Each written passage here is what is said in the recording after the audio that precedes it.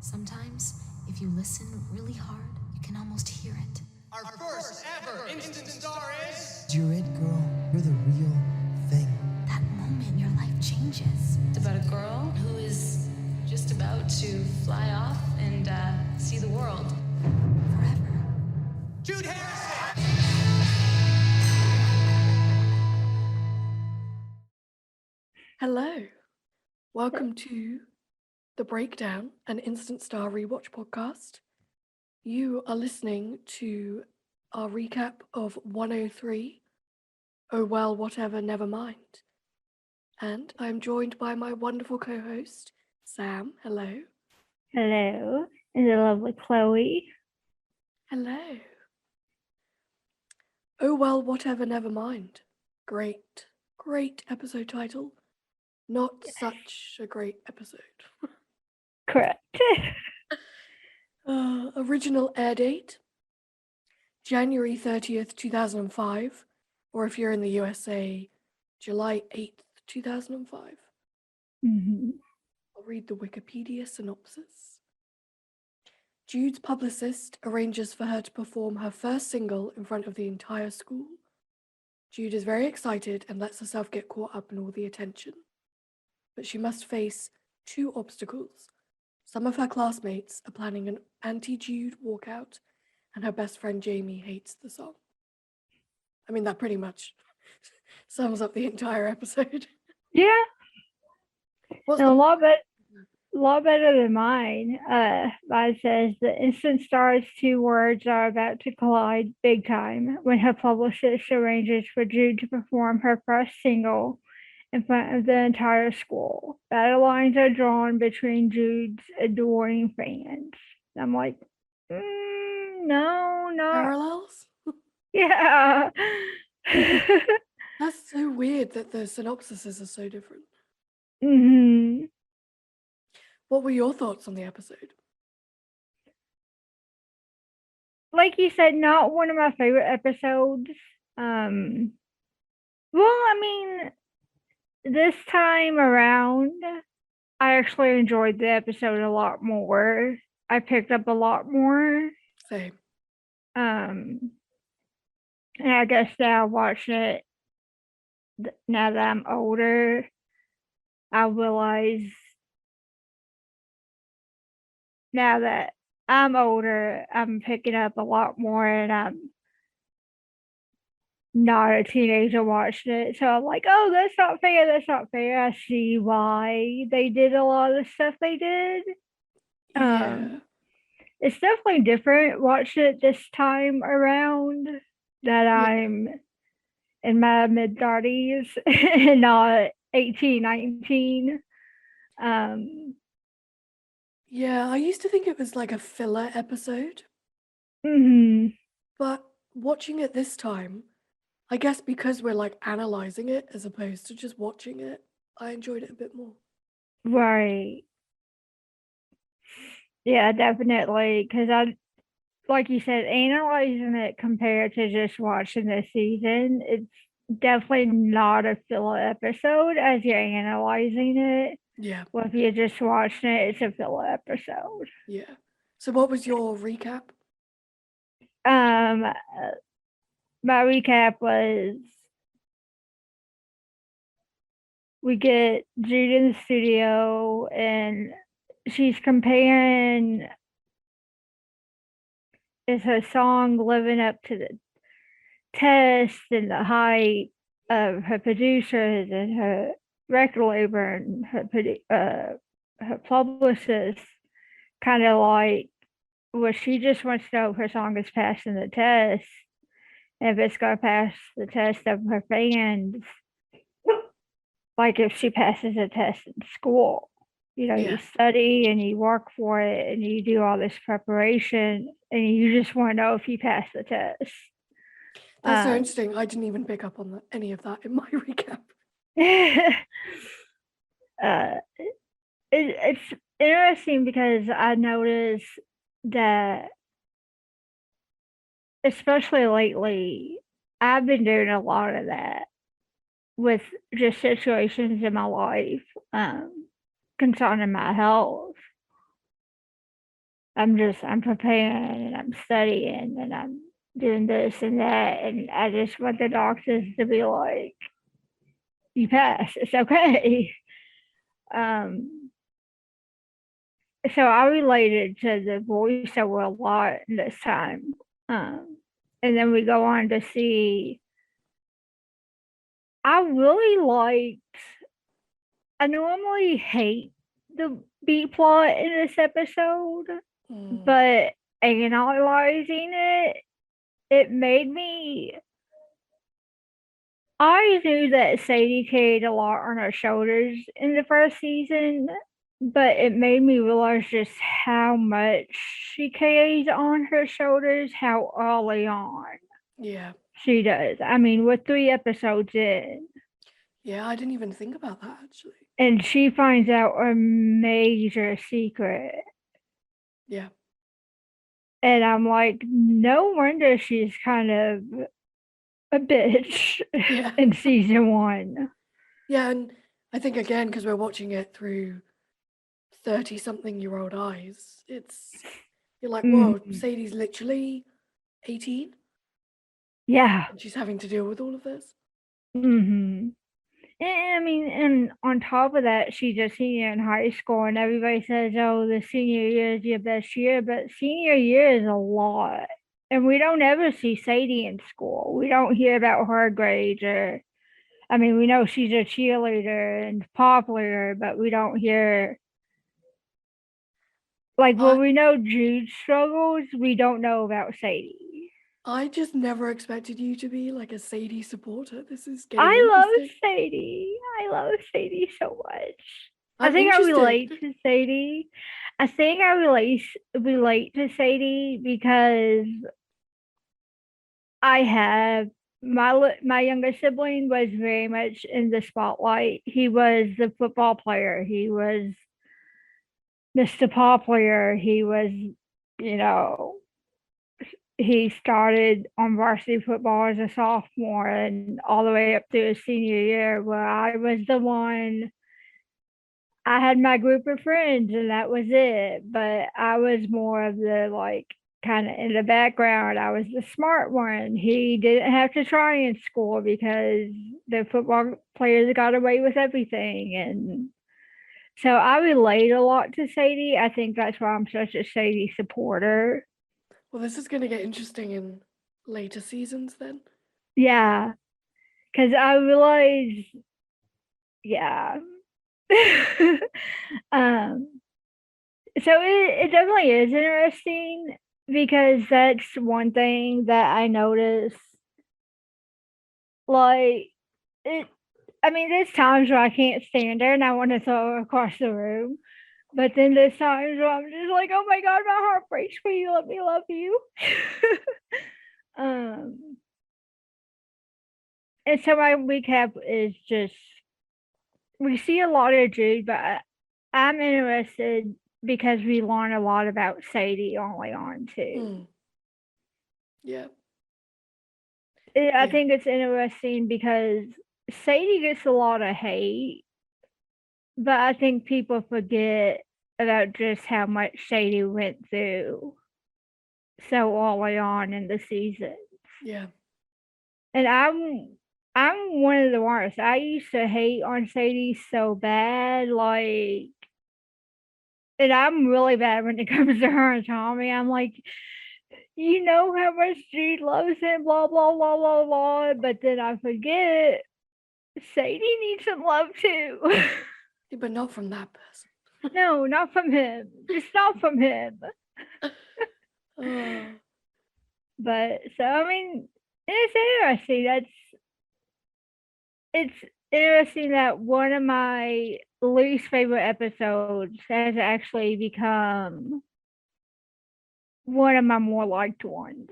Well, my recap is a bit more surface level. You went really deep for your recap. I literally just wrote the highlights.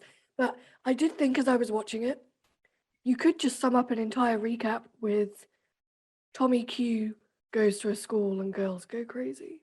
Yes. That is a great recap. But my more detailed recap is Georgia and EJ arrange a sneak peek of Jude's new song at her school. And Jude slips Jamie a demo because she needs him as her wingman. Bad idea. Always a bad idea. Sadie is jealous that Jude gets different rules than her because she's famous now. Mm-hmm. And what's interesting is we also see Jude's parents' relationship has become a little bit less fragmented after their supposed couples weekend from last episode, which just makes the whole B plot even more heartbreaking. Yes. Girls at school freak out when Tommy Q arrives with Jude. Jude enjoys the fame, but is completely confused when Jamie hasn't listened to her song yet and gives a really weird description to the media. It's like, dude, if you're not going to listen to the song, at least think about what you're going to say. Yes. Some of Jude's classmates aren't happy with her getting all the attention, so they distribute flyers encouraging people to walk out of her performance. Jamie warns Jude, but she thinks everyone will change their mind when they hear the song. Probably not. Jamie confesses to Jude that he hates her song. We will get into that, I think, because I'd like to discuss that entire plot. Yes. Tommy gives Jamie some stern words about what he said, so he apologizes to Jude, but possibly only because Tommy told him to. His apology backfires when he infers that the song is bad because the label made her write it, when in fact she wrote it. Meanwhile, Sadie gets treated to a day off school, which includes him buying her a summer trip to Europe, which he got at a discounted price from his corporate travel rep. When they arrive home, after the wonderful father-daughter day, which again just makes the whole thing so much worse, Sadie discovers a love note from Yvette in the Europe documents, but she keeps quiet. Tommy consoles Jude and gives her some words of encouragement to go on stage. She performs her song, and despite people walking out, the rest of the audience enjoy her performance. Jamie and Jude make up, despite Jamie not liking her song, which I think the end really cements their friendship as much as Jamie annoys me. I have a quote somewhere else in my notes which we'll get to, because I really think the ending paves the way for their friendship throughout 4 seasons. What did you think the episode theme was? Because I feel like the episode theme for me is just a repeat of the previous 3 episodes. Like you said last time, I think the whole of season 1 is about musical integrity. I think it was that, and I think in a way it was loyalty. Ah, that's interesting. Yeah. Just between Jamie and Jude, and loyalty to family because of the note that was found, and loyalty was a big one to me in this episode. Yeah, I didn't even think about that. That's a good one. I had facing your fears as well, because once again, Jude has won this competition, but she's realizing that you don't just get everything handed to you, like a magazine cover or everyone just loving your fame. Right. Which it seems to feel like she just expects to get that. Which I'm really glad that this is going a little bit off topic, but I'm glad that in later seasons they kind of got away from that entitlement, because that gets really annoying in season 1. Yeah, but then I also get it. She's like, she's meant to be 15. Like, yeah, I can't imagine being 15 and navigating, like, no, being secretly in love with your producer, who's supposedly way too old for you, and having to make an album and having your friend like hate your music and Yeah, I mean, it would be a lot. I'm not gonna lie. What were your likes and dislikes? So my likes, I swear, I think this is everyone, every episode, Jude style, Yeah, same. Sadie style, because I don't know what it is. It was definitely not my style, but I love Sadie's style. Sadie's trip. I like Jude's day, and I have more on that later on. Um, the pop cultural research that goes into these shows. Oh my god, I know. I'm just like, my heart. Jamie's eventual truth about the song. Yeah. Um, and then Jamie and Tommy's like back and forth. I'm just like, I love Tommy when he's just a dick to Jamie. Yes. I really do. My dislikes were Yvette, Stewart, Sadie wanting her dad's secret, and Jamie's dishonesty about the song. Yeah. We had similar likes. I loved Jude's makeup and clothes. Mhm. The whole of season 1 makeup is just everything I aspired to look like when I was that age. Yes. Sadie's crimped hair. Oh my god, I'm living for the crimped hair. Yes. Like, what happened to that? I wish it would come back. I also really liked, once again, Tommy protecting / helping / supporting Jude. Mm-hmm. I literally got chills when he gave her that like okay symbol after her performance. I was like, oh, this is like the very, very beginning of everything for them. Yes. Like I got like, oh, it's just such a wonderful moment. I like kept doodling like the little okay symbol all over my nose. I'm just like, oh. Like, yeah, we'll get to the hashtag iconic, but that might come in as my hashtag iconic moment. Yes. And then my dislikes. I love how you had an entire character as a dislike, just event. I disliked Tommy seemed to be in a really bad mood this episode. He did. Like stressing about the amp and just generally being like grumpy. I was like, what's going I'm like, on? why are you so pissy? Yeah. There's no kind of backstory to it. He just is. He's just pissy. I'm like, I don't know why you're so pissy. And I'm like, I was watching it, I was like, is he just being kind of cold towards Jude?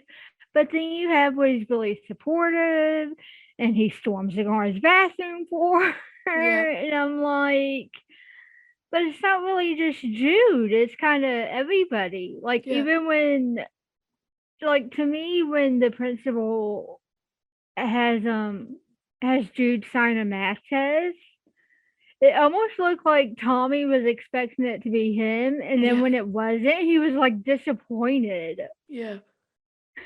And I'm Yeah. like, okay. Yeah, I don't know why he was in a bad mood, but I noticed it.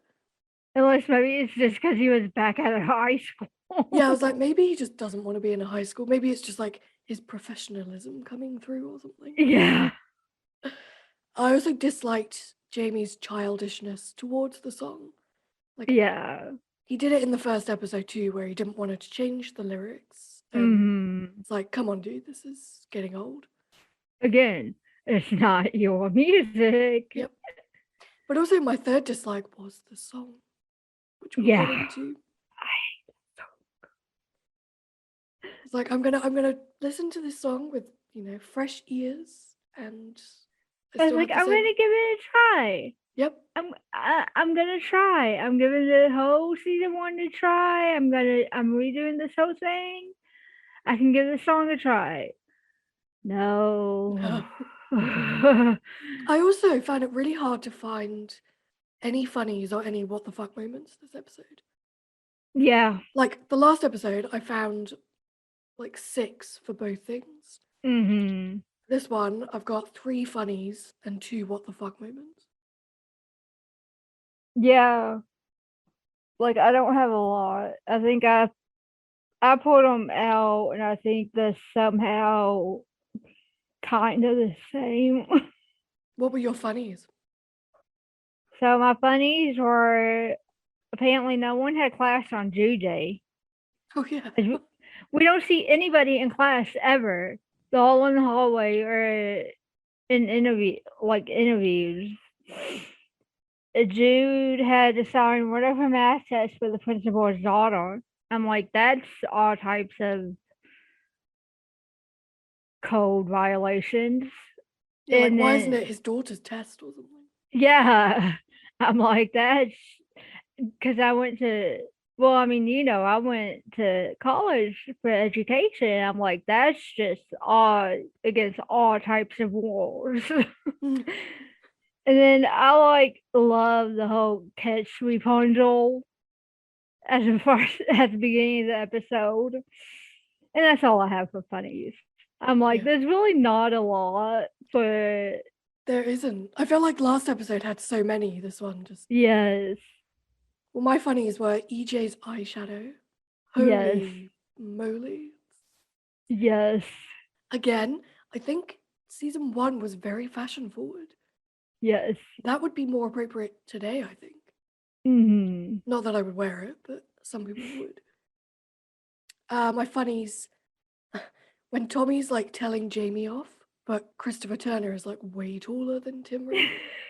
Yes. And then my last funny is that girl applying lipstick in the bathroom. And when Tommy appears, she just like draws Just it down her cheek. down the cheek. Did you have any Yeah. what the fuck moments? Let's see. I said in no class. Sadie's trip. What type of senior gets a trip to Europe? Yeah, I like mean, I lived in the UK and I didn't get a trip to Europe. I lived in the States, and it took me how long to save up to come to Australia? I mean, that was busting my ass. Yeah, I was like, well, how good is the deal? Seriously. Yeah. And then randomly putting Jamie in an interview when I don't think Georgia, EJ, or Tommy like Jamie anyway. No, So why randomly put him in an interview? I know. And that was it for my what the fuck. Yeah, I only had two. I was like, why does when Tommy's in the bathroom with Jude and he says, I need to know that you can handle bad reviews, empty stadiums, cancelled tours. I was like, that's a great scene. But why does Tommy, her producer, need to know that she can handle all of that? Yes. Like, at the end of the day, he is just her producer. So if she can't handle any of that, that's really not his business. Mm-hmm. I'm And like, then they're what? underlining. I know. It's so hard, like watching scenes like that and trying to remember to stay focused, like on the current episode. Because I'm like, I know why they're doing it, but why are they doing that stuff now? And once again, this isn't a what the fuck moment, this is just diverting, of course. But once again, is he being so supportive and protective because he likes her? Or is it just like professional courtesy?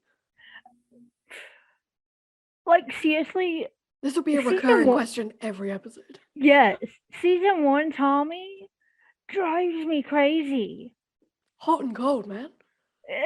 Seriously. I'm like, it's not so much Jude in season 1, it's freaking Tommy. Yep. But that is guys, isn't it? Like when I was Yes. 15 and I liked older guys, they would behave exactly like that. Mhm. I'm like, so do you like me or are you just like playing the game? Do you enjoy like playing the game? Mhm. Yeah. Who knows? Oh, my last- it was. Go ahead. Oh, my last what the fuck moment is why is Jude's house so big compared to all the others on the street? I have no idea. Massive.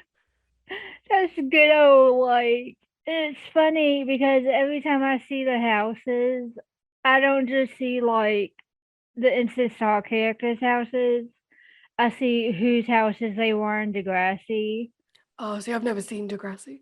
Yeah, so like that's they double sets So the they're all the same that houses as well. mm-hmm. Oh, And so like that particular house is for a bigger family on Degrassi, where Jamie's house is for a smaller for like a one character instead of a two character. But it's like I'll see different houses that they don't use, but I know from Degrassi, and I'm just like, it's so weird. But it's funny because every time I see Drew's house, when I see it in Degrassi, I'm like, that's Drew's house. And when I see it in Instant Star, I'm like, that's Toby and Ashley's house. yeah, that's weird. Yeah, it's Yeah, really weird. I was just like, why is it so big? Yeah, it's really weird. Who were your heroes and villains? I struggled with My my villain. my villain was actually really easy. I struggled with my hero for a little while. But I actually for this one I named Jude as my hero Oh, okay. because she went out, she did the song, she stumbled along the way with the interviews and the depending on Jamie, but with the right help, she got through it and she powered through. Now my villain, I named it Stuart. Me too. I was wondering if you were going to eventually figure out who I named. Well, I struggled with naming. I was going to name Jamie as my villain. And I like, was no. too. And then I was going to name Yvette, but she's not Hmm. really a big enough character yet. Yeah. Well, and I feel like I eventually went with Stuart over Yvette because Stuart is the one that plays Sadie in that situation. Yeah. Yvette didn't go and pick Sadie up from school and spend the day with her and then take her to that office. Yeah. Stuart did. Yeah, and Stuart went to like the couples retreat or the marriage retreat or whatever. Yeah. Which was completely pointless. Yeah. And I mean, and Stuart's her dad. So why do that to your daughter is my thing. Yeah. Yeah, I had the same villain, but my hero was actually Jamie. That makes a lot of sense. I struggle with it because I'm not a Jamie fan, but at the end of the episode, he says, I want to be the guy that you can come to for the truth. Mm-hmm. And I feel like that whole quote could summarize their entire friendship throughout the whole series, like all of every season, especially in season 4 where she struggles a lot. She does come to him for the truth and her music and everything, really. Mm-hmm. So surprisingly, he was my hero. That's awesome. What was your song review? A 3. Same. And I that really was tried. really nice. I tried. I mean, that was me being really, really nice. I wanted to give it a 2, but I'm like, I'm at least gonna be nice and give it a 3 because I do like the performance of it. I hate the song, but I like the performance. But I think the song serves its purpose. Like, I don't think you're necessarily supposed to like it. no, I think maybe that plays into the whole episode. Like, Mm-hmm. it is a commercially crappy song, Mm-hmm. but it's kind of like generic first single material. Mm-hmm. Yeah, but it's not good. Well, and it's crazy because I got to thinking about it when I was, because I saved that for last. That was what I was struggling with the most. But then I thought about, who do I listen to on the regular, like Adele, Ed Sheeran, Taylor Swift. How many of their, except for Ed, I normally don't like first singles. Yeah. Like, And even Edge, I get sick of most of the time. Yeah. I think the only first single I've liked of Taylor's was Tim McGraw. Yep. And normally, I don't know if it's because it's the first thing we hear from them in so long and it gets so overplayed. I don't know if it's because they just normally put out something that's really upbeat and funky and happy, and but I normally don't like first singles. Yeah, same. Yeah, so I think the song itself just serves the purpose of the episode. Hmm. Yeah. And also I think, like we said before, season 1, they're trying to figure out the musical path for Jude. Yeah. Yeah. Do we Yeah. want to give her that more vibey, folky artist? Do we want to make her more poppy? Do we want to make her more punky? Do we Yeah. want to make her... Yeah. Because season 2 music just becomes, like, just goes to another level in terms of Oh, yeah. how good it is. Mm-hmm. I think season 2 and season 3 are my favorite song, like favorite music-wise. Yeah, same. That's Should we not get to say season 4 and season 1 aren't good. I just think season 2 and 3 are the best. Yeah. Yeah.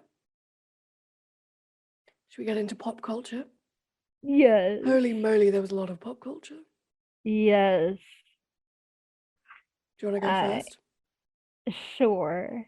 I have the Catch Rapunzel, Yep. the Harry Potter and Lord of the Rings nicknames that Tommy calls Jamie. Yep. The ETalk, and when they talk about when Tommy goes into the bathroom and talks about, he says something about, Oh, Christina Aguilera. yeah, that really did happen. People really did leave the dance floor when they played her song at her prom. Yeah, that was interesting to research because it did actually happen. Mm-hmm. Yeah. I heard, like, she's every now and then she'll still talk to her. Like, it really messed her up for a long time. Really? Mm. I'm not surprised. Mm-mm. Yeah, I had a lot of pop culture. The episode title is a lyric from the opening track and lead single from Nirvana's 1991 album, Nevermind. Shut up and catch Rapunzel. Great line. Yes. Rapunzel is a German fairy tale by the Brothers Grimm, more recently popularized in the 2010 animated film Tangled, which I haven't seen. I haven't seen that one yet either. I stopped watching Disney after like Toy Story 3 or something, Mm-hmm. if that's even Disney. I think I stopped watching Disney after like The Lion King. The old Lion King for any younger people. Yes. Judapalooza is a play on Lollapalooza, which is an annual 4-day music festival held in Chicago. I'd love to go to that one day. Yes. Wait till you hear the lunch special, Jude Jambalaya. Jambalaya is a Cajun rice dish consisting of meat and vegetables with rice. I've never had that. Mm-mm. This one was interesting. Jude says, "Enough making me wait, Mysterio." I was like, is this a pop culture reference? I'm not sure if they were just playing on the word of mysterious, but Mysterio is actually a fictional superhero in the Marvel comics. Huh. He has no superpowers, but he is a former special effects artist and illusionist. So I'm not sure if they were just saying Jamie's being mysterious, so we'll turn that into Mysterio, or if it was actually a pop culture reference. I also had the ETalk van. ETalk is a Canadian entertainment TV show, which also serves as the flagship entertainment program for CTV, which was where Instant Star was created or hosted. And Tanya, who interviews Jude, is Tanya Kim, who co-hosted ETalk from 2003 to 2014. So she was playing herself. I also had the 2 Lord of the Rings quotes. Hey Gollum, it's Gandalf. Yeah, like either one is cool. The Gandalf is a fictional wizard from Lord of the Rings, and Gollum is a fictional monstrous character. Jude's dad says, your uncle and I danced at Trevi Fountain together, and this is a fountain in Rome, Italy, which is one of the most famous fountains in the world. I didn't know that. And then, yeah, the last one is at Christina Aguilera's prom. The whole dance floor emptied when they played her song. Christina Aguilera is obviously an American singer-songwriter. And in 1999, I couldn't get a clear description whether it was her prom. Some people said it was her boyfriend's prom. But when they played Genie in a Bottle, the students left the dance floor out of jealousy. So stupid. What was your favorite quote?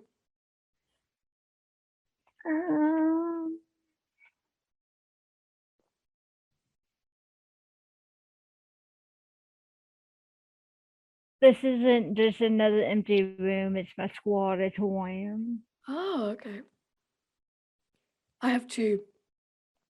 They're not just evil, they're accessorized. Yes. And when Tommy says boo again, seriously. I love that one. That was my second one. What was your hashtag iconic? Again, I had 2. I had to.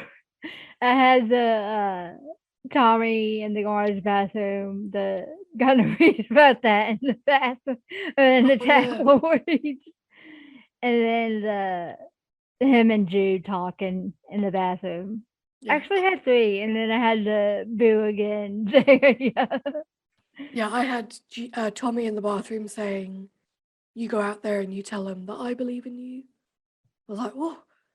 My heart. If Tommy believes in you, you don't need anybody else. No. And then my second hashtag iconic was the OK symbol.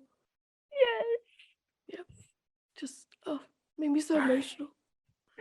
Oh, my little fan heart. Anyone who's listening to this who is not a Jommy fan is going to be like, oh, God.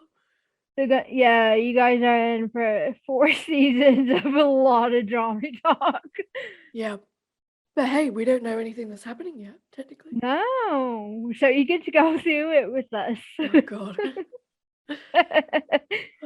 Should we spin the wheel of most likely to? Yes.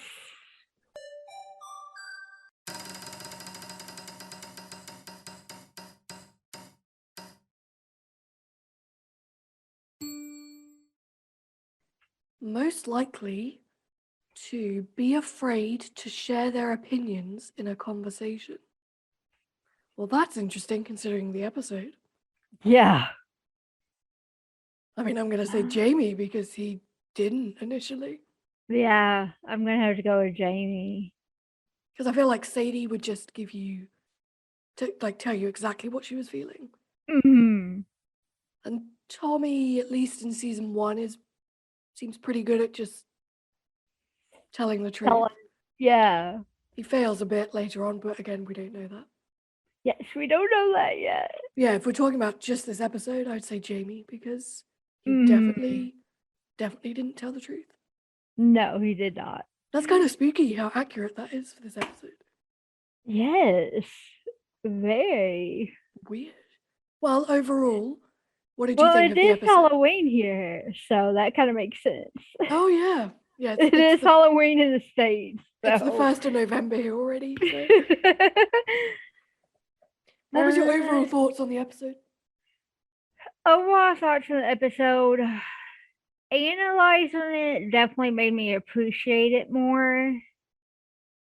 And so, from an analyzing point of view, it's definitely a better episode than I ever gave it credit for. Yeah, same. Um, I think I let the song ruin the episode. The episode, yeah, definitely. I agree wholeheartedly with that.